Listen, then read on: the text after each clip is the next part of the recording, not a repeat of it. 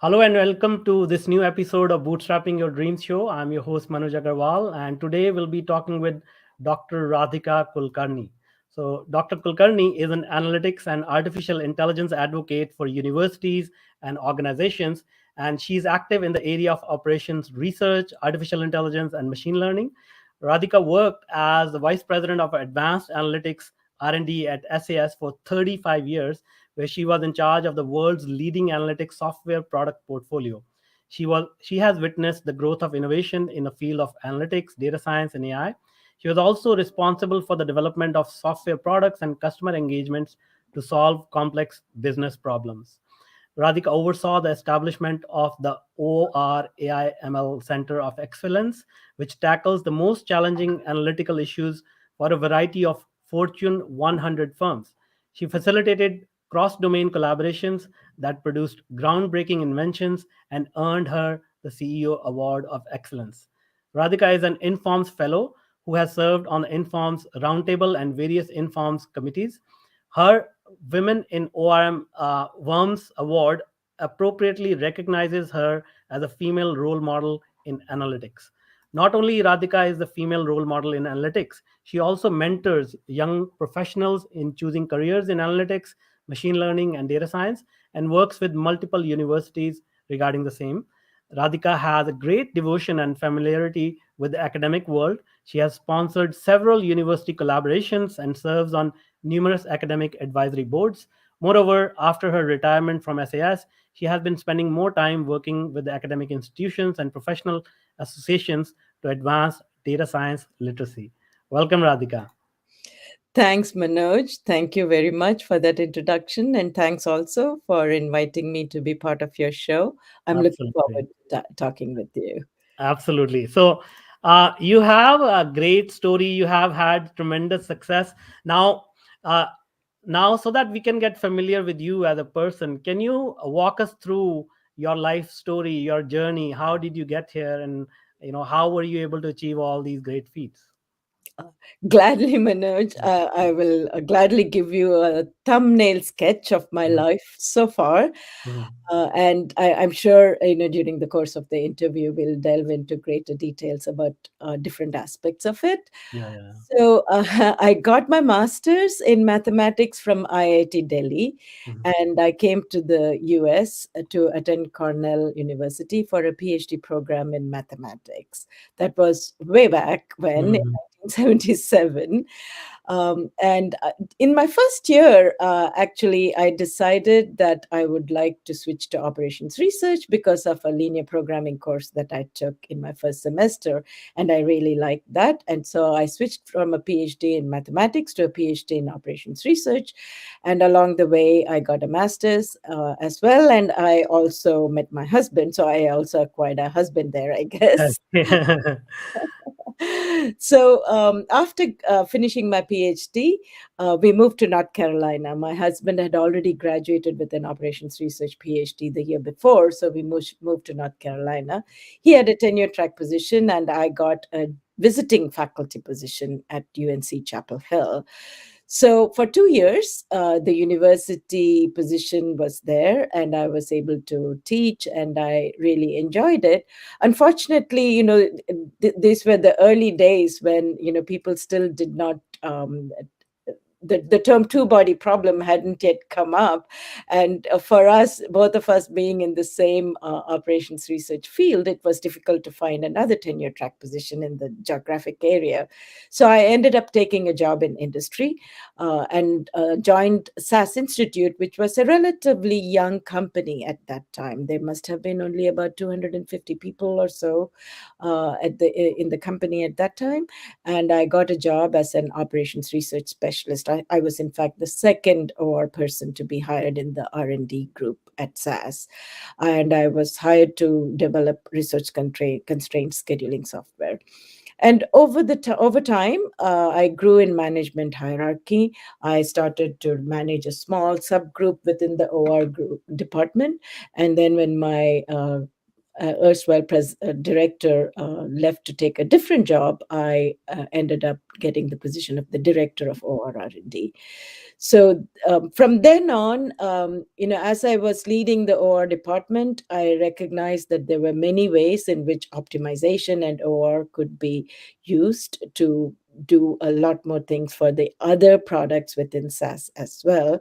And I made a pitch and I said, hey, it would be nice if we can collect all the research and development groups which are in the different analytical areas like statistics, data mining, forecasting, and all of these different groups, and create one division so that we would have a cohesive R&D effort.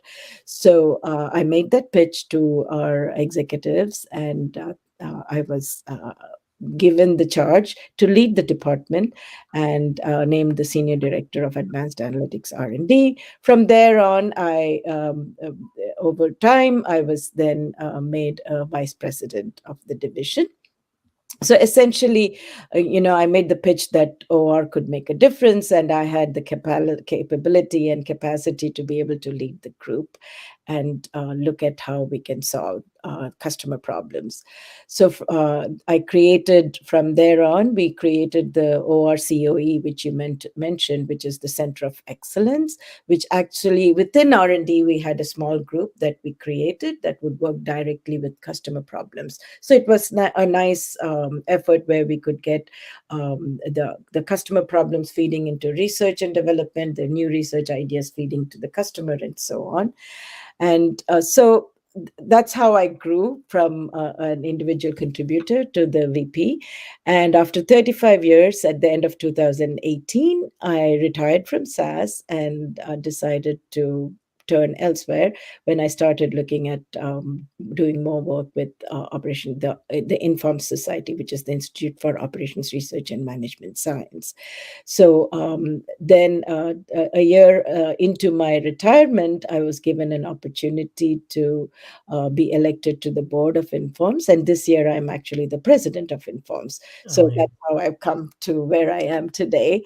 And throughout my career, I had maintained many ties to academia. So all of that has been how my journey took me through various turns and so on. That's amazing. A wonderful story. And I noticed that a few themes came up that, a lot of times when we see an opportunity, when we see something that can be changed for the better, a lot of people don't speak up. But I think you took that opportunity to point out that gap in the marketplace essentially, and not only pointed it out, but took the initiative to do something about it. So if people can notice those opportunities and not let them go and take action, a lot of things can happen, isn't it?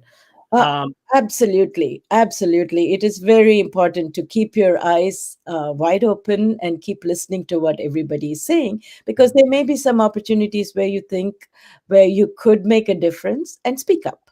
yeah, Absolutely. You're yeah. right. Now the next thing that I notice is that you know gaining that courage to speak up is not easy to find. Like, even if you find that opportunity, a lot of people have that imposter syndrome. They think that their idea may not be heard. And I cannot help but notice that you are in an industry which is, let's face it, it is male dominated. So how were you able to find that in within you? Like, did you have any challenges from that regard? Like, was your voice given a chance, or did you have to like figure out a way to make yourself heard? So, interestingly, I don't believe I really felt too much of the imposter syndrome.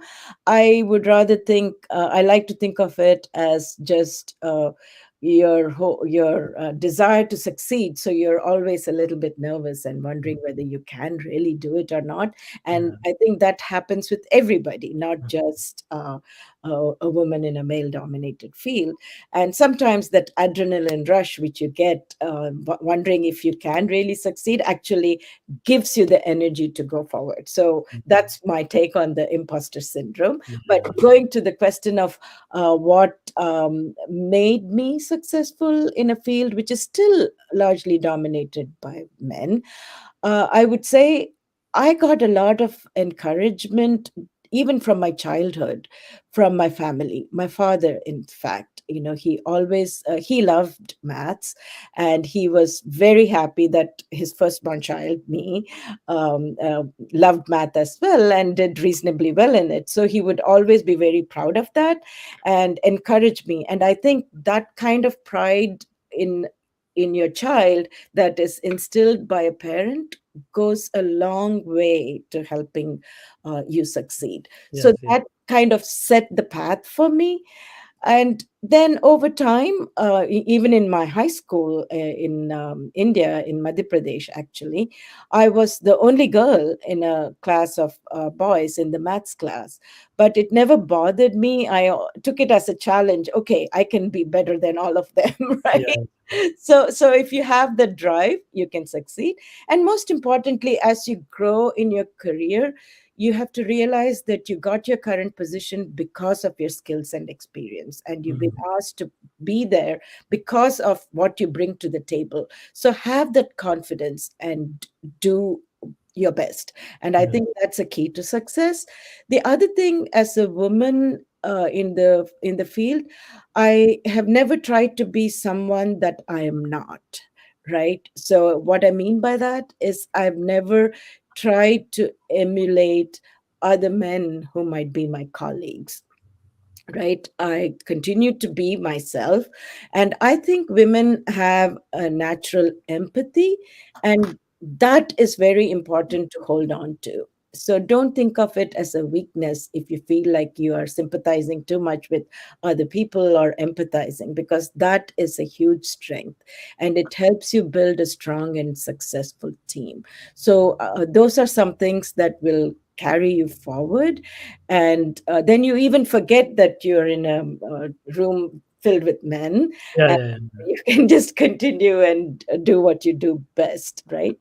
That's great. And yeah, so being I think some of the skills that you bring to the team are, you can always think of your team as your family, and you Yeah, always do the best for your family, right? of So course, of those course. are some of the natural skills that you have that will serve you well.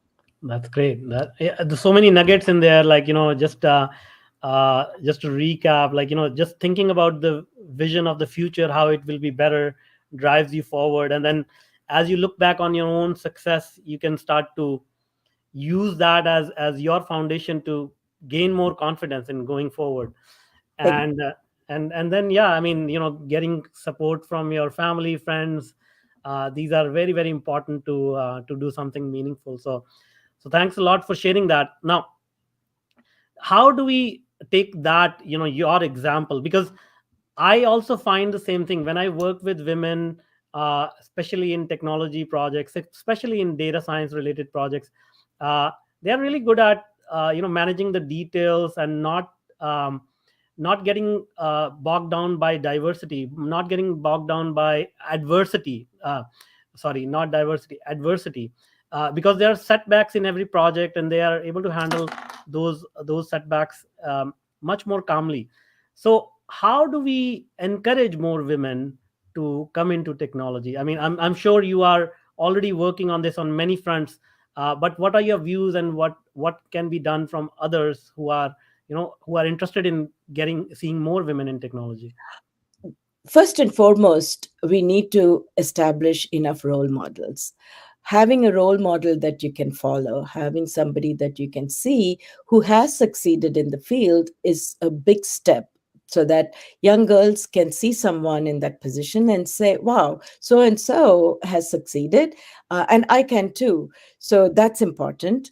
And encouragement from your friends, from your teachers, from your family members, all of them need to encourage them. And as women leaders, that's something we need to always keep in mind. If somebody reaches out to you and says, hey, I'm faced with some difficult situation, I don't know what to do, just take the time to talk to them and explain and maybe relate some things that you may have felt and where you might have been a bit nervous, a bit anxious, and so on, and still manage to succeed. You can always overcome your anxiety by preparing well. If you're well prepared and you know the subject matter, then even with a few hiccups at the beginning, you can move forward, Yeah, right? And you mentioned dealing with adversity or dealing with issues that where you might have failed, and that does happen. And when you fail, and some project, every project need not be successful. I remember we were trying to actually acquire a company for one of our solver groups, and so it so happened that we went all the way till the end, but then the acquisition went through. So that was a big blow because I had spent months and months and months working on that, and it didn't work out. And so the first instinct is to feel depressed and dejected and say, okay, and now what? But all the work that we had done in getting to that point was enough for us to make a case to our CEO and say, hey, you wanted us to acquire this skill set and this group, but we have the capability to build it in house. So mm, why don't we go ahead and do that? And thankfully, I guess we were successful in making that pitch. And our CEO said, okay, Radhika, hire a team of experts so that you can build the OR software from scratch. So we actually built it all the way from scratch. And I'm glad to say that eventually it probably ended up even better than before because we could build it to suit what mm, we needed, because SAS has an overarching analytics portfolio in multiple domains. And so having our own inbuilt set of tools, the mathematical modeling language, the tools, all of the software optimization tools, all of that we were able to enhance not just the OR product, but multiple products as well. So that I think contributed a lot to the success of where the OR team ended up. And I'm very glad to say that we took that step, but it would have been easy to say, hey, here is something that failed, and what do we do now? So look forward, don't keep harping on the back, but learn from the past, learn yeah. what you have learned, right? That's So a great example. Yeah, that's a great example. I think one of the ways to look at another way to look at it could be a redirection rather than a setback, so that as you said, like all that work did not go to waste. In fact, it informed you on the next steps. exactly, exactly. It and the work we had done really informed our executives also that okay, this is an important direction for SAS. So let's go about acquiring it, and it paid hugely in in the following years. I'm Mm, glad to say that's it great was stuff. one of the most exciting periods actually. Mm, So those are some experiences that I had, and it's not to say that I had that only because I was a woman, but it was still something that you remember that as a leader, you have to step up. As a yeah, leader, you have to say, okay, team, let's not worry about where we are now. Let's see what we can do in the future. Let's go absolutely. ahead. Right. Okay, awesome. Now, another question I have for you is like, you talk to a lot of executives, a lot of people who are in a decision-making capacity in organizations. What do you think is the level of their data literacy? Like, how much do they know about the revolution that is going on around us? How AI is sort of slowly getting into each and every aspect of our lives? Uh, what are your views about that? Um, Very good question. So, data and analytics literacy can be at many different levels. I was very lucky to have worked at a SAS institute where our CEO, Dr. Goodnight, is amazing. He is a brilliant statistician. He'd also taken a minor in operations research, so he knew my field. And he knew almost everything related to analytics more than anybody else. So having a chief executive officer and owner of the company who had that level of understanding was a huge factor in the success of our software portfolio. But that may not always be true, right? There may be executives in companies that we talk to as customers who are not familiar with it.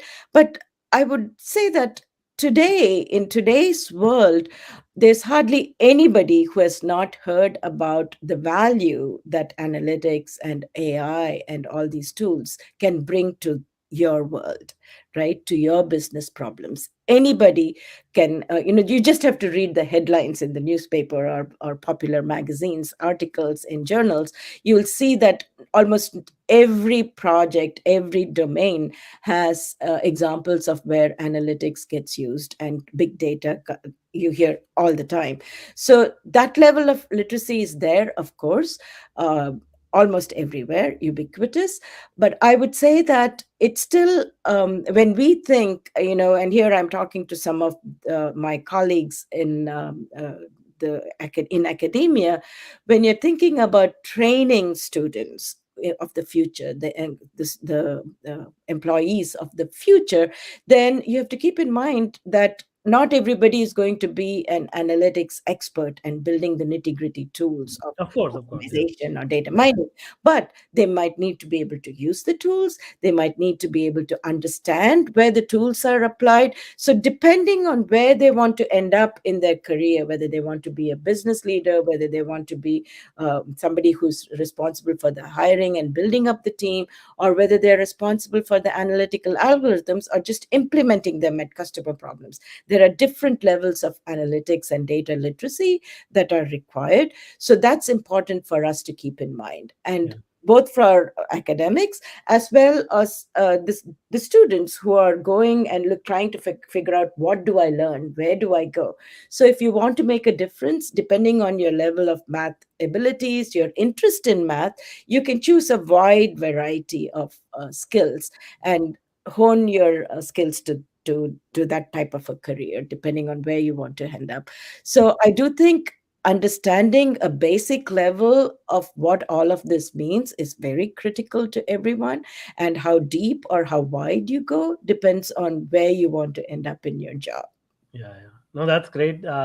Great point. We don't have to like know everything about everything. Just the basics are enough.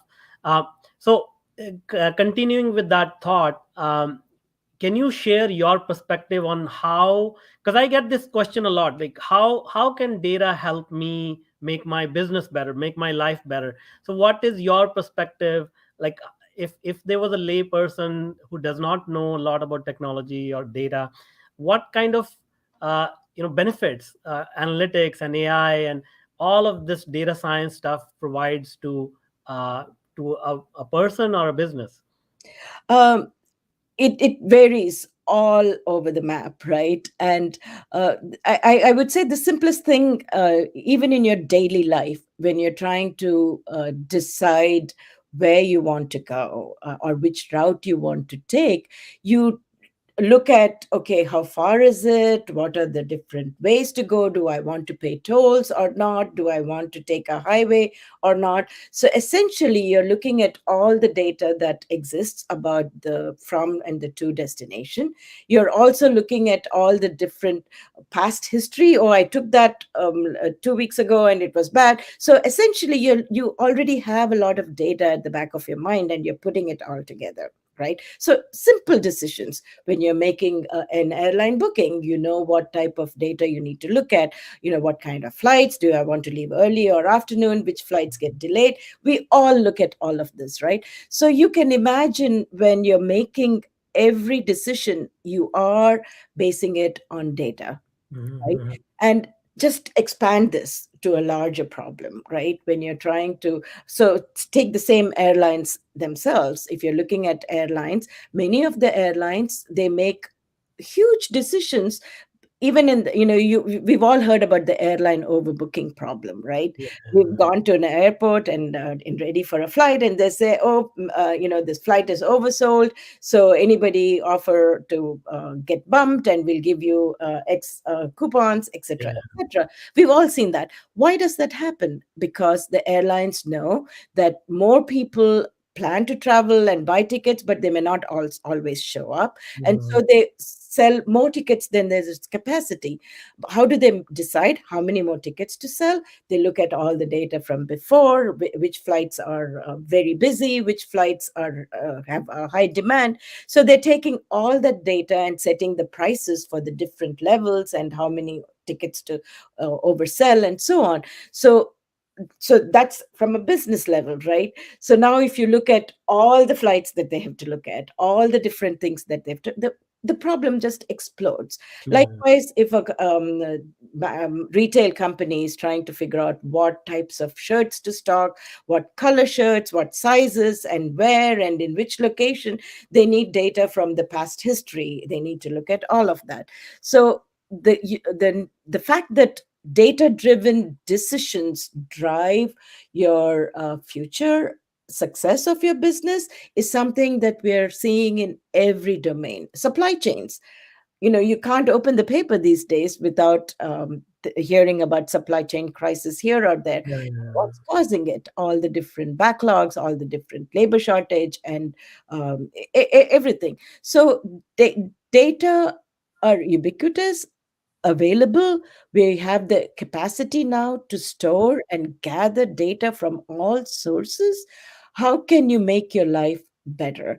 I heard a Mhm. very, very interesting quote once from some colleague of mine who said, if you have data and you're not using analytics, it's like saying, I'm surrounded by data but starved for information, drowning in data but starving for information. So that's a really nice quote, which I think is should give you a lot of encouragement to go more into this type of analysis where you're using data driven decision making. So from data, you apply these analytical models, machine learning, optimization, data mining, and get value from it. And Yeah. that helps you drive your decisions. So I think that's Excellent. a long winded way of saying that I'm very passionate about this. No, no, I can feel that passion, and I'm the same way. I think to summarize it, like the way I look at it is, most business decisions are made by gut feel, and we we hope the decision is right. But I think with data and analytics, we get like a really objective view of reality, and we can be much more sure about that decision. Not only that, but that one decision can actually further inform future decisions as we start to collect more and more data.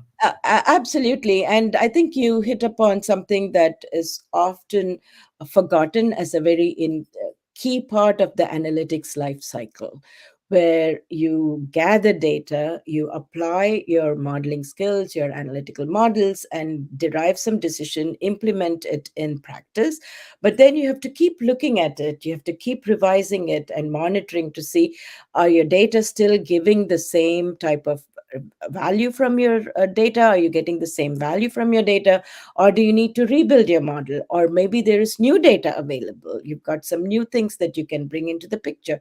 How does your models change? Do you need to retrain everything or come up with some new information that you can use? So it's a life cycle. It's Yeah, rather yeah, than a linear process where you take data, apply models, and then implement it. It has to actually keep going round and round where you continuously monitor and improve your models. yeah. It's almost like a human mind, isn't it? Like we continue to learn, and then we learn more stuff, and then old paradigms sort of dissolve. Um, and and then one thing that you mentioned, the sentence that you use, like we are starved for information. That's so true as well, because a lot of people realize also that information is power. So if we have lots of data and we are starved for information, we basically not utilizing that data that can yield so many good results in terms of tangible outcomes, profits. Absolutely.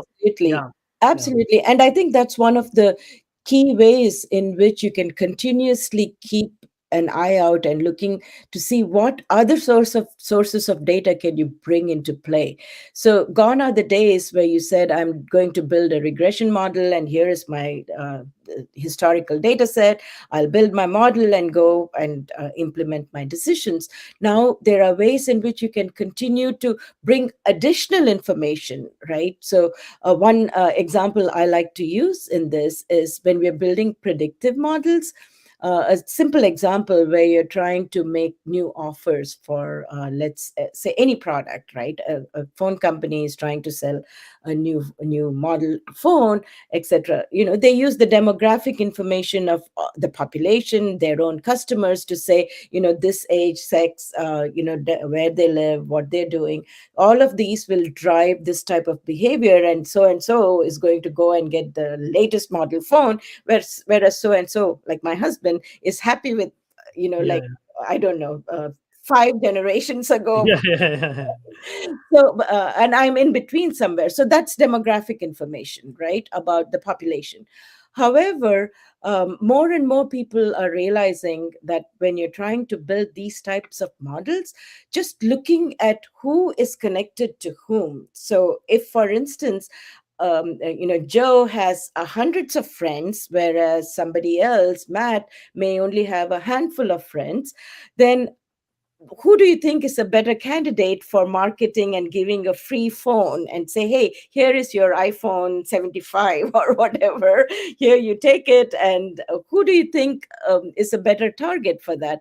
The person who has lots of friends, because the likelihood of him influencing more friends is absolutely true. Mhm. So this is where just looking at the demographic information of the population is not enough, but you also look at all the network connections, who is connected to who posts on Twitter, who posts on Facebook, and say, oh, so and so is very popular, so let's give him the latest model and see how it influences.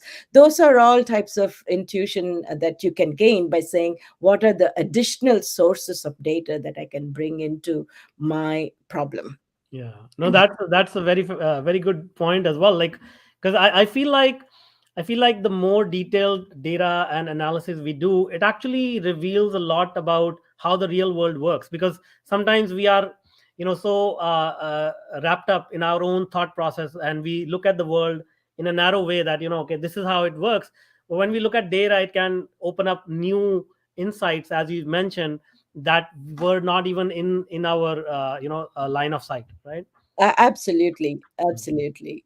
Yeah, Great. and another thing, another example about where additional sources of data make a huge difference. The one I talked is more in terms of marketing, but in medical decisions, we made huge progress in cancer diagnostics. And just not enough to look at patient history and the demographics of the patient population, but also any data that you can have about the genetics and the genetic markers of the different people that you're considering, the patients you're considering.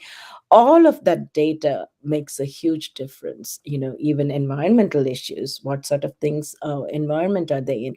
So every piece of additional information that you can get makes a difference. So of course the trick is which adds value and which is just a nuisance or adds And noise, right? How do exactly. you Right. decide that? And you need different kinds of analytical tools to help you decide all of that. Which are the variables that really make a difference and which are not going to add much value to your decision? Yeah, absolutely, absolutely.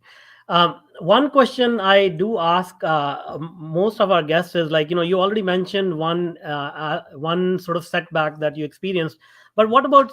Can you share any other setbacks, any other mistakes, any other lessons you learned in your career? Uh, Obviously, as we discussed earlier, any setback can be turned into an opportunity. So, any mistake that you initially thought was a mistake and turned out to be a good lesson that you can share?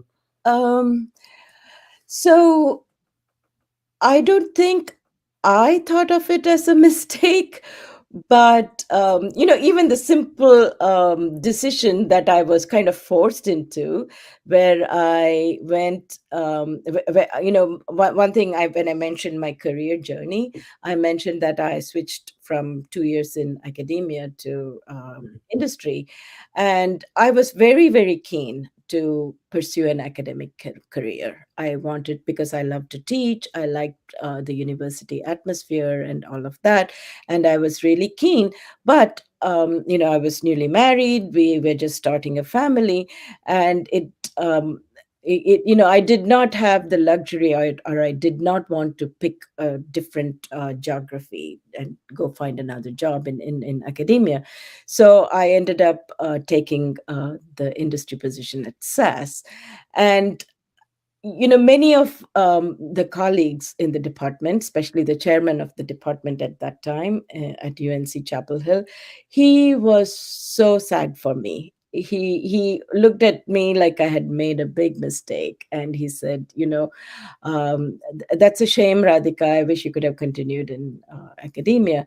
But, that's the cards I was dealt with, and that's what I ended up taking. But overall, it turned out to be an excellent opportunity for me to do something different. And I found that I could make a difference, not just in industry, but also in academic circles as well, because I had the luxury of working for a company which believed strongly in academic interactions. And Mhm. so we continued to stay connected with many institutions locally. We used to have some consulting engagements and discussions and seminars, and we always had professional interactions with them. And of course, we had a continuing stream of students, because interacting with students is something that you get in academia, Yeah, yeah, as a given, but it's not necessarily true in industry, right? But we had a lot of interns who came on, and so those were some things that I think you could end up in some place where you did not plan to be, but it ends up, you can make a success of it yeah, if yeah. you put enough energy into it. So, That's a good point. yeah, I guess I didn't quite answer exactly what mistake I made.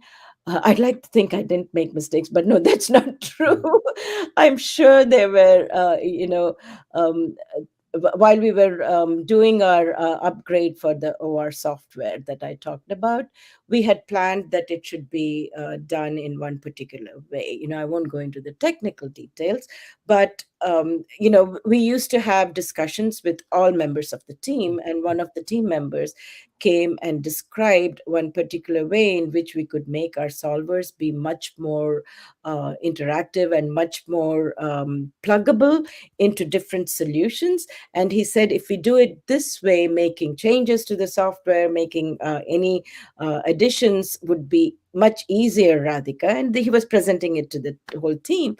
And we said, okay, here is some way in which we can make a difference and we can change. So something that we had thought we would do in one way, we changed a little bit of a pivot, no doubt, but still it was a pivot.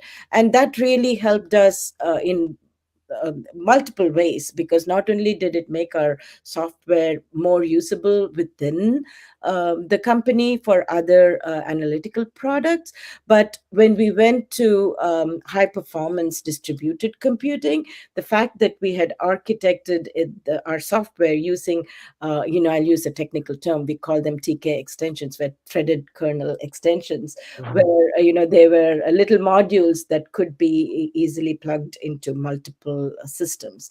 Mhm. So the fact that we had built our software from these little units of modules helped us go into the distributed computing much more easily than it could have. Some of the other departments which had not started that way took a longer time to then convert to this form of modules.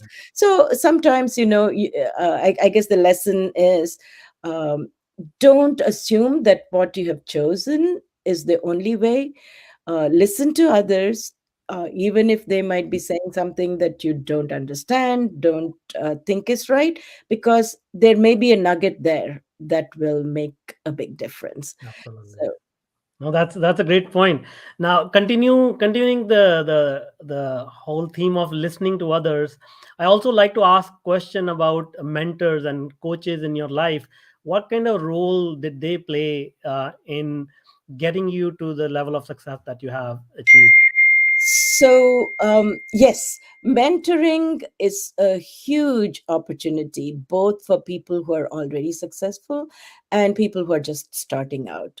So, being mentored and mentoring someone is one of the most important activities you can undertake throughout your career. So, I'll mention a few mentors in my life. Of course, my dad was the initial mentor because he instilled in me the love for math and promoted it. And then, my husband has always been my lifelong friend and mentor in many ways. And being in the same field, operations research, it's we discuss lots of things, and he'll always give me a different perspective on things. So, two family mentors, and of course support from all the others. My mom and everyone else have always supported me. That's important too. A couple of mentors at work I would mention. One was my a senior VP when I was one of the junior managers in the department.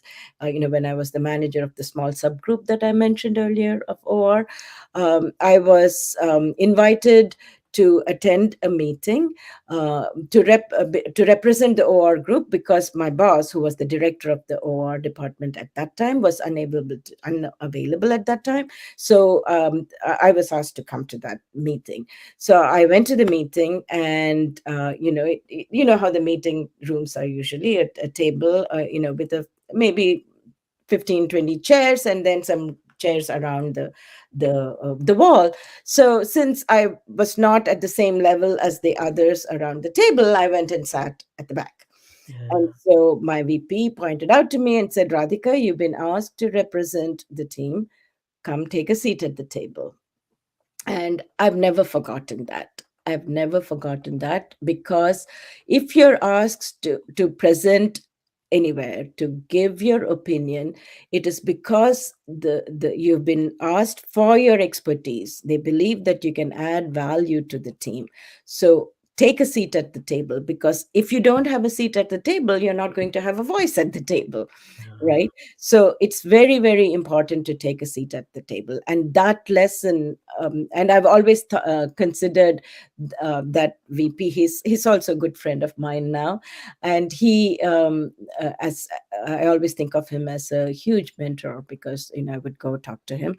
And mentoring doesn't need to necessarily come from somebody senior to you, or your boss, or someone who is in a different higher position.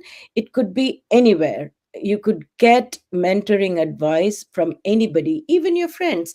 So here I think it's very important to develop a good circle of friends, trusted friends, who you can turn to for brainstorming.